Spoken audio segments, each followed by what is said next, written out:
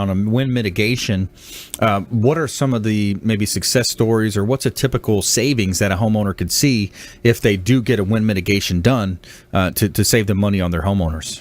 Like Jay mentioned, it really depends on the insurance company, what kind of discount they can get, but definitely it is a substantial discount. If you have that wind mitigation report and it shows that your roof is newer and up to code and it's in good shape. When it shows that it's not up to code, or it's an older roof and it needs or it's in disrepair, then you lose that discount, and in many cases they won't insure you. Right. Yeah. So it's an important part of the process, especially for these older homes. That's why a lot of times when I go to list a property, I'll tell the seller, especially if it's older than 8 or 10, 12 years, that, hey, it might be time to get an inspection done. We'll get Jay involved up front to get that inspection completed. So then we know a better picture of, all the pieces come together. What type of financing?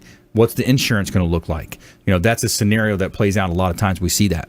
And a lot of new homes have much better roofing material, but some of the older homes, the expected lifespan of it is 15 years. Right. So if they see a home with a roof that has not been replaced in the last 15 years, they're really going to look at it carefully. Yeah, that's a challenge. So another question would be, when it comes to life expectancy on the roof, what's that magic number?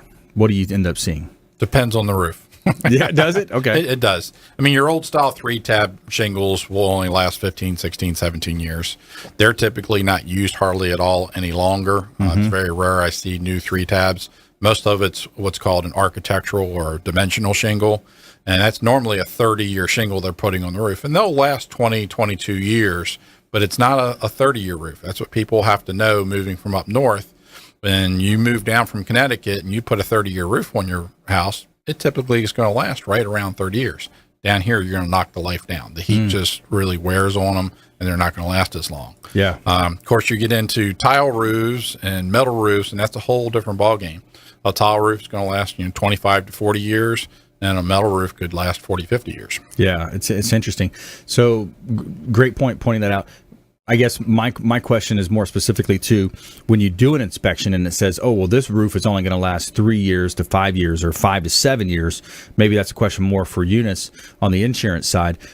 Is that what's the expected life of a roof that the insurance company's looking for, in other words? Probably the 15 years or more. Yeah, they're not looking for a roof that's going to have to be replaced in 3 years, because if we do get hit with a storm, that roof has much better chance of just blowing off. Yeah. And we've seen that happen though on some of our real estate listings, some closings. Then what does it happen? Does it get into more of a non-conforming type of a scenario where you have to shop different insurance companies just so that buyer can get in, maybe pay a higher premium? That's correct. Yeah. All of this comes down to the lending too, because right. as a lender, depending upon the program chosen, has certain specifications for life expectancy of the roof. For example, FHA-VA, we want to see that there's 3 years life remaining in the roof or more. Okay. But then when you get to a roof that is last pulled permit showing that the last pulled permit's over 15 years old, we know no matter whether their neighbors have replaced the roof or not, helping them out on a weekend, we know that that's only a 15-year roof that's basically on there. And now we're looking at getting higher insurance cost quotes to meet their need for payment.